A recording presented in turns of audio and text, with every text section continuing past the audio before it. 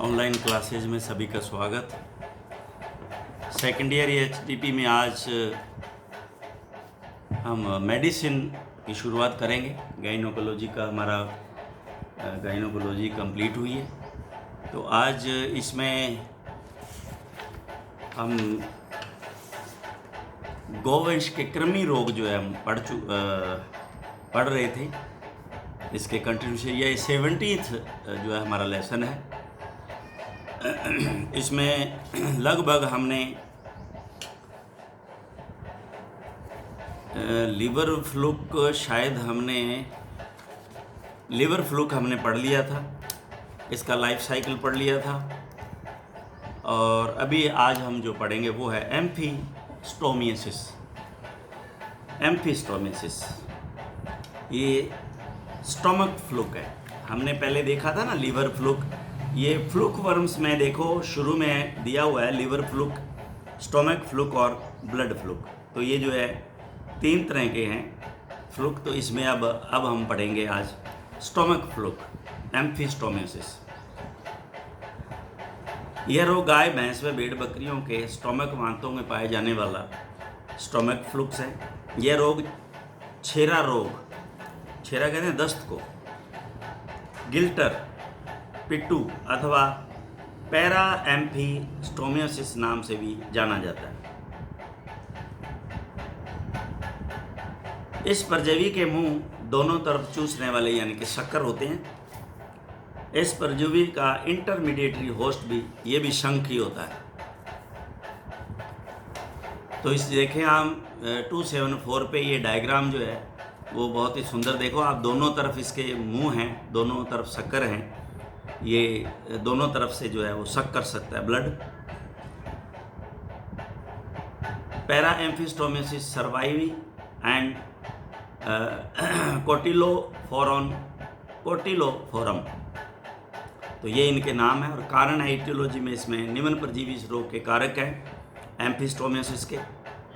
Para एम्फिस्टोमम सर्वाई ये दे रखे ऊपर, और माइक्रोबॉट्रियम, कोटिलोफोरम एक ही बात है, और जाइजेंटोकोटाइल और होमोलोगस्टर आदि। इस परजीवी का जीवन चक्र भी लिवर फ्लूक जैसा ही है, लेकिन यह फ्लूक यकृत की बजाय पशु के स्टोमक व आंतों में पाया जाता है, इसलिए इसे स्टोमक वर्म कहते हैं। जीवन चक्र तो वैसा ही है। अब आप देखें जीवन चक्र में क्या है, वो लिवर में और उसके एग जो है वो हमने आपको बताया था कि बाइल डक्ट में होते हैं, और वो ड्यूडिनम में यानी इंटेस्टाइन में एंटर करते हैं, और ये इंटेस्टाइन में ही होता है।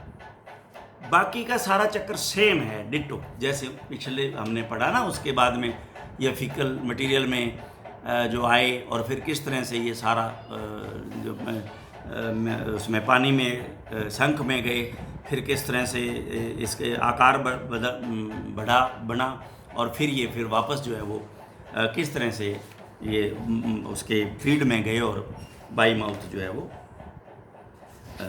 इंजेस्ट कर लिए गए। तो ये सेम वो सेम चक्कर है। तो इस चक्कर को सेम आप इसको पढ़ लें। ऐसा नहीं हो कि साहब वो इसका तो चक्कर दिया हुआ है ना, तो ये पीछे सेम है। ये सिम्टम इसमें अपूर्ण विकसित परजीवी ज़्यादा नुकसान पहुंचाता है, जबकि वयस्क परजीवी नुकसान या बीमारी नहीं करता। इस रोग में पशु सुस्त हो जाता है, भूख कम लगती है। गले के नीचे एडिमा, देखिए गले के नीचे एडिमा, दोनों में सेम बोतल जा सेम होता है। एडिमा आ जाता है अर्थात गलती है, बोतल जा हो जाता है। और बदबूदार खूनी दस्त, ये मैंने अभी आपको बताया छेरा, इसलिए इसको छेरा नाम से भी जानते हैं। इधर मारवाड़ की तरफ ये जब मैं बाड़मेर था तो वहाँ उसको यही छेरा ही कहते थे कि मेरे भेड़ांग छेरा लाग्यो। तो ये छेरा जो है वो ये दस्त को कहते हैं, और खूनी और बदबूदार भी इसमें होते हैं। तो ये एक मेन है इसकी। तो निदान, उपचार व बचाव सभी लीवर फ्लू की बनती, जैसा कि हमने इसका ट्रीटमेंट सेम जो है, क्योंकि बोतल जा है तो बोतल जाम में आप जेनिल ही मैंने आपको बताया था बेस्ट, ऑक्सीक्लोजेनाइड जो है दवा बेस्ट, इसका जो है वो ट्रीटमेंट है, और सेम ट्रीटमेंट ही हमने, और बचाव में वही शंख जो है वो पनपने नहीं दें, बस पानी के अंदर वो जैसा पीछे दे रखा है वो सेम जो है इसमें जो है सिद्ध तालमेल में बिठाना होता है। Next one, third one is schistosomiasis. Schistosomiasis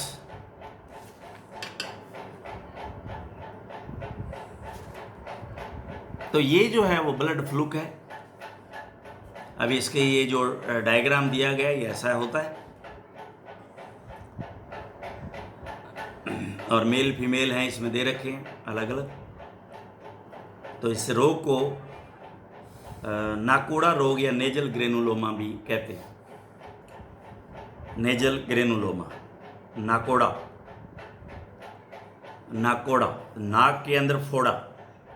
Nakoda क्यों कहते हैं इसको? इसलिए कहते हैं नाक के अंदर फोड़ा, यानी कि नाक में ग्रेनुलोमा, नाक के अंदर गांठ हो जाती है, जिससे क्या होता है खून जो आता रहता है जानवर के नाक से, तो इसीलिए इसको नकोड़ा बोलते हैं, नेजल ग्रेनुलोमा। वह स्नोरिंग डिजीज नामक रोग से भी जाना। स्नोरिंग क्यों होती है? सांस क्योंकि कठिनाई से आता है, तो फिर उस समय आवाज़ आती है उस नाक में। यह परजीवी रोग सिस्टोसोमा नेजेल नामक रक्त फ्लूक के अंडों से जनित रोग है। यह रोग मुख्य रूप से गौवंश का रोग है। इस रोग में फ्लूक के अंडे से पशु के नाक की श्लेष्मा ग्रंथियों म्यूकस ग्लैंड पर गोभी के फूल की भांति छोटे छोटे एब्सेस बन जाते हैं, जिससे पशु का श्वसन मार्ग अवरुद्ध हो जाता है। पशु श्वास खींचकर एक विशेष प्रकार की आवाज़ के साथ लेता है तथा इस एब्सेस से रक्त नासा छिद्र से गिरता रहता है। ये बीमारी जो है बाड़मेर में मैंने देखी। शुरू में मुझे पता ध्यान नहीं आया, लेकिन बाद में क्योंकि मेरा आरपीएससी का एग्ज़ाम होना था, तो मैं उसकी तैयारी में लगा हुआ था उस समय। तो जैसे ही एक दिन तो आया वो कह जी नाक में से इस तरह से है इसके, तो पहले दिन तो ये बात समझ में नहीं आई, लेकिन जब मैं उसकी तैयारी कर रहा था तो ये मैंने पढ़ते पढ़ते ये मेरे सामने ध्यान में आया कि ये तो नेजुल ग्रेनुलोमा है, और इसमें नाक से इसके जो ब्लड इसलिए आ रहा है। कई बार तो क्या गर्मी से आता है, नक्सीर फूट गई, ये वो पता नहीं कितनी कितनी बातें, डंडा मारा तो नहीं है तूने नाक पे, इस तरह की बातें करते। और क्या उसके अंदर हीमोस्टेटिक्स कैपिलिन वगैरह लगाते रहते, नहीं ताबे आता, और ना इसका कोई रोल है उसमें। कैपिलिन क्या करेगा उसमें, विटामिन के क्या करेगा, कुछ नहीं। तो इसलिए ये बाद में ये समझ में आया। और वहाँ शुरू में ये जो दुनिया भर की दवाई जो है एंटीमनी जो है थायोमेलेट एंथियोमिलिन के नाम से M&B का ये वहाँ इंजेक्शन पड़े हुए थे। जैसे मैंने इसको पढ़ा और फिर मैंने वो दूसरे दिन जब वो शीप आई तो उसके वो इंजेक्शन लगाया, और मैंने उसको बताया कि भी तो मेरे को दो दिन के बाद में बताना।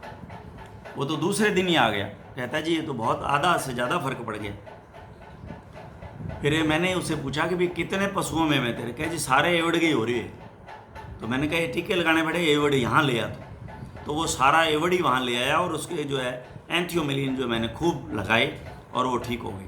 तो ये एक बड़ा अच्छा, यहाँ गंगानगर के अंदर भी गायों में जो है ये देखने को मिला।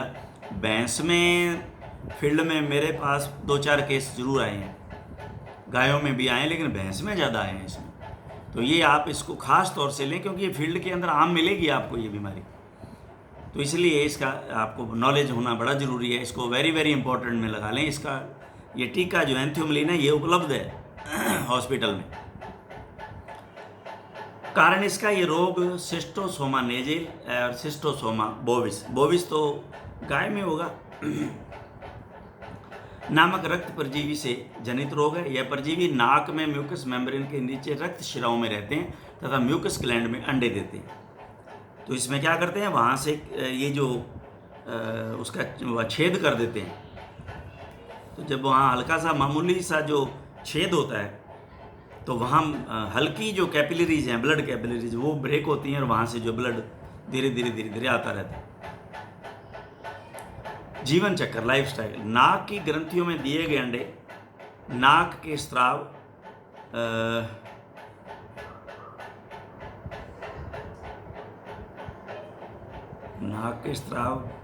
गोबर के साथ रोगी पशु से बाहर चारागाह आदि पर गिर जाते हैं। इन अंडों से वही मेरासीडियम अवस्था से बाहर निकलकर वो शंखों की तलाश करता है। वही सेम ये भी, इसका भी जो शंख है, इंटरमीडिएट होस्ट, यह मेरासीडियम स्टेल में घुसकर सर्केरिया की अवस्था में घोंघे से बाहर निकलता है। स्वस्थ पशु जब चारागाह पर चरने जाता है तो सर्केरिया पशु की त्वचा से चिपक कर उसके अंदर घुसकर रक्त वाहिनियों के माध्यम से नेजल म्यूकस ग्लैंड तक पहुंच जाते हैं। तो ये इसका वही सेम जीवन चक्र है जो पीछे दिखा रखा है। लक्षण इसमें राइनाइटिस, पशु का बार बार छींकना, कई बार तो कटारल राइनाइटिस भी हो जाती है, पानी गिरता है नाक से, तेज धार, और हल्का हल्का आता है तो राइनाइटिस।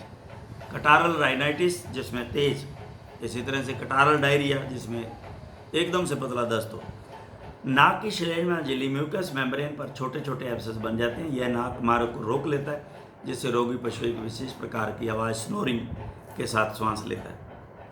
नाकों से रक्तयुक्त व मवाद युक्त म्यूकोपुरुलेंट स्राव जो है गिरता रहता है, इसलिए वो बदबूदार होता है क्योंकि म्यूकोपुरुलेंट है, उसमें पस भी है और ब्लड भी है। डायग्नोसिस, लक्षणों के आधार पर प्रयोगशाला में परजीवी के अंडों की जांच।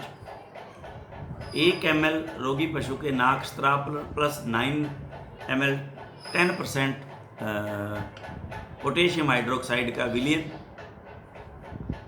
मिलावें तथा कक्ष ताप पर 10 से 20 मिनट रखें। इसी विलयन की 1 बूंद, ये स्टाइल नहीं है, ये स्लाइड है, उल्टा लिख दिया स्लाइड पर रखकर सूक्ष्मदर्शी की सहायता से परजीवी के अंडों को देखने की कोशिश करें।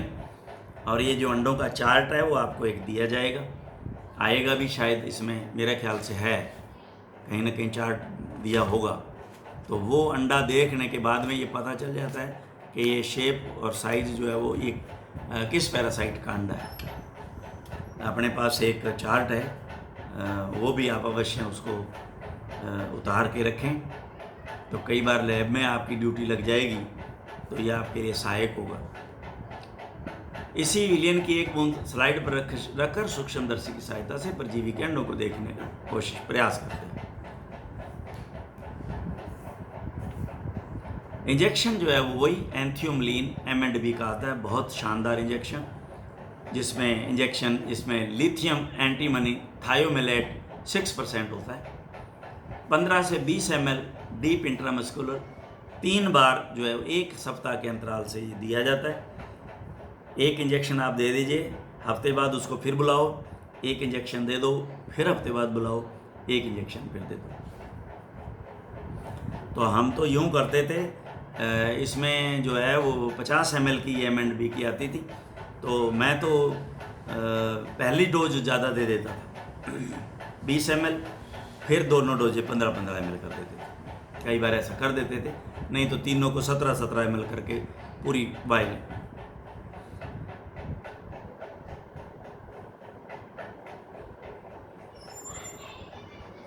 इंजेक्शन एंटी मोशन इंजेक्शन कौन सा आ गया है? एंटी मोशन नाम का कोई इंजेक्शन, ये कौन सा इंजेक्शन आ गया? एंटी मोशन होगा, नाम आता हो। खुराक डोज कैटल 1.7 मिलीग्राम पर kg body weight for 6 days intramuscular. Injection sodium antimony tartrate,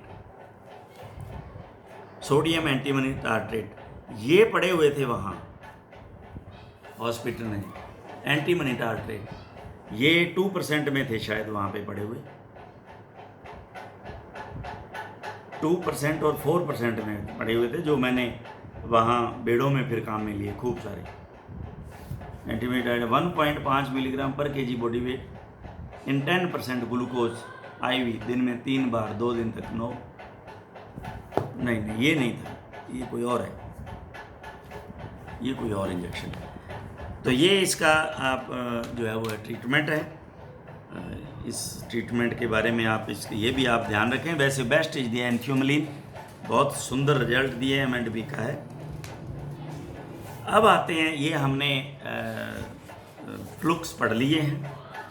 पहला हमने पढ़ा लीवर फ्लूक, फिर हमने जो है वो स्टोमक फ्लूक, और फिर हमने पढ़ा ब्लड फ्लूक। ये 3 आगे एक एक, हालांकि बहुत हैं, ये कम नहीं है, बहुत ज़्यादा है। ये पूरी पैरासाइटोलॉजी देखो तो बस, लेकिन ये आपके यहाँ 3 ही दिए हुए हैं। अब है फीताकृमि यानी टेपवर्म।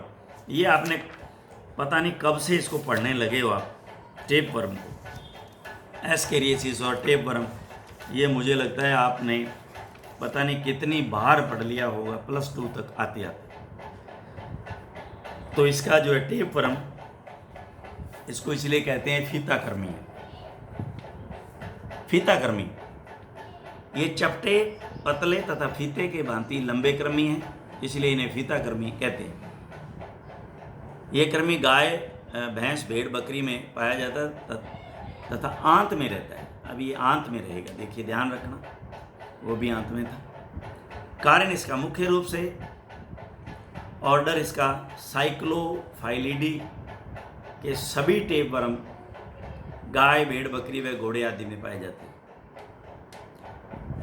कैटल, शीप एंड गोट, इसमें मोनिंजिया एक्सपेंसा, मोनिंजिया बेनेडेनी, थाइसेंजिया जियार्डी, और हॉर्स में पाया जाता है एनो प्लोसीफेला मैग्ना और एना प्लोसीफेला परफोलिएटा, ये पाए जाते हैं। और इसके बाद में ऑर्डर जो है वो स्यूडीफाइलिडी के टेपवर्म मुख्य रूप से कुत्ते, लोमड़ी, बिल्ली व मनुष्य में पाए जाते हैं। टेपवर्म का इस तरह से ये चक्कर यहाँ दिया हुआ है इन्होंने, ये किस तरह से पूरा होता है इसमें देखते हैं, इसकी रचना टेपवर्म की, और फिर ये लाइफ साइकिल, इधर मोनेंजिया का और इधर जो है वो टीनिया। यह कृमि फीते की भांति ज़्यादा लंबा व कम चौड़ा, कभी कभी 1 मीटर तक लंबा, एकल लैंगिक, द्विलैंगिक दोनों प्रकार का संपूर्ण परजीवी है। इस परजीवी में आहार नाल नहीं होती। इसकी बॉडी के 3 भाग होते हैं। पहला है हेड, यहाँ इधर बड़ा सुंदर दिखा रखा है, स्कोलेक्स ये दे रखा है,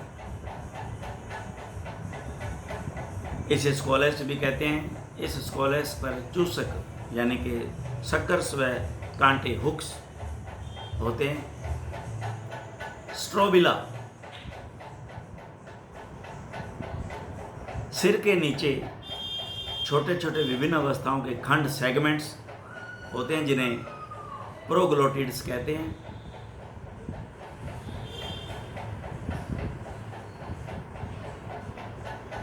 सिर के ठीक नीचे संकरे व अविकसित खंड को गर्दन कहते हैं।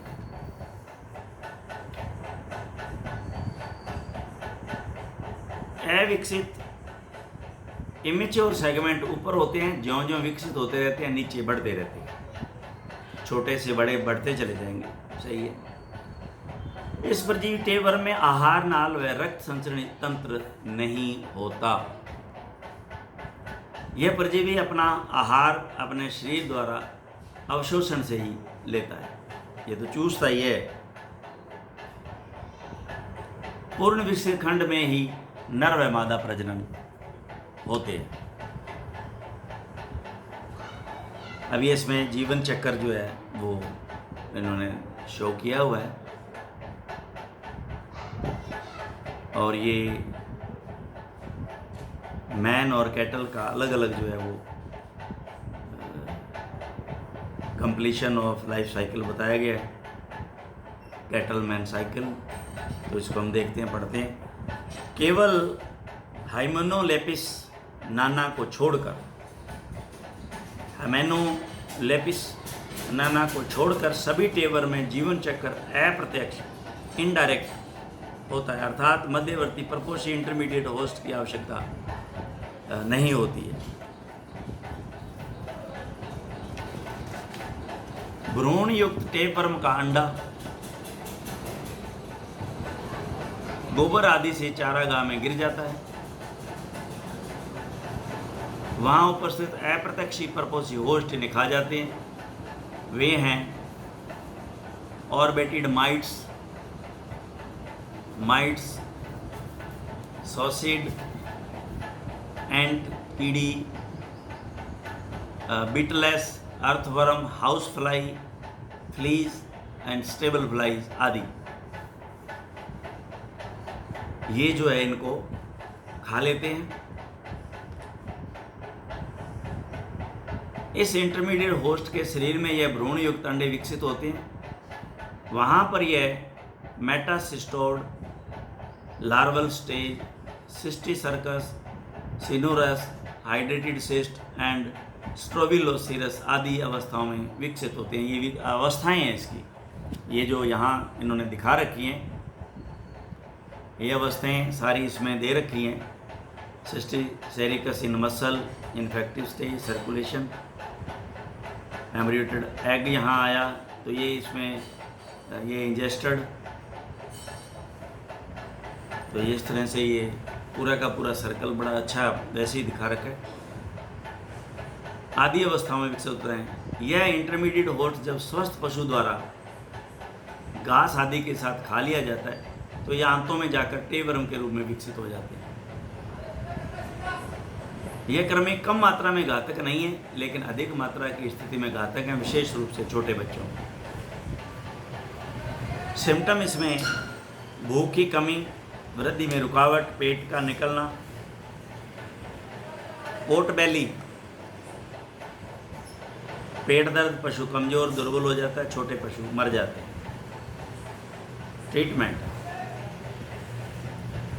ट्रीटमेंट में ब्रीमोनिडिन, हाइड्रोक्सी, नेफ्थोरेट, ये साल्ट है। खुराक डोज भेड़ बकरी में 25 से 50 mg पर kg बॉडी वेट। मुंह द्वारा दवा देने से पूरे पशु को 3 घंटे भूखा, ये इम्पोर्टेंट है। ये वैसे तो हर एक में एंथलमेटिक में ध्यान रखा जाए तो बेस्ट है। 3 घंटे पशु जब भूखा हो, या यूँ किया जा सकता है कि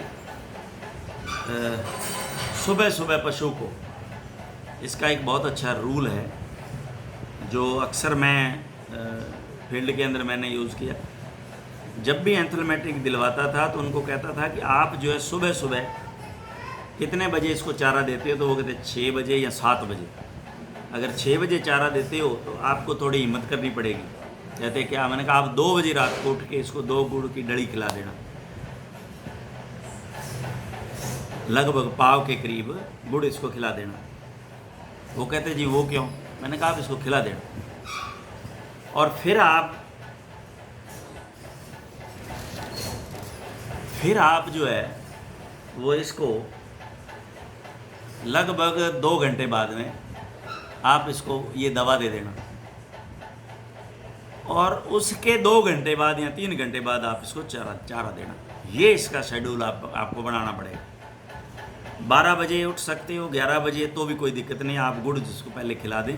सुबह उठते खाली पेट जो है पहले इसको ये चारा देने से 4 घंटे पहले जो है ये गोली जो है आपको देनी है इसको, तो बेस्ट जो है रिजल्ट आते थे इसके। तो ये ध्यान में रखने वाली बात है।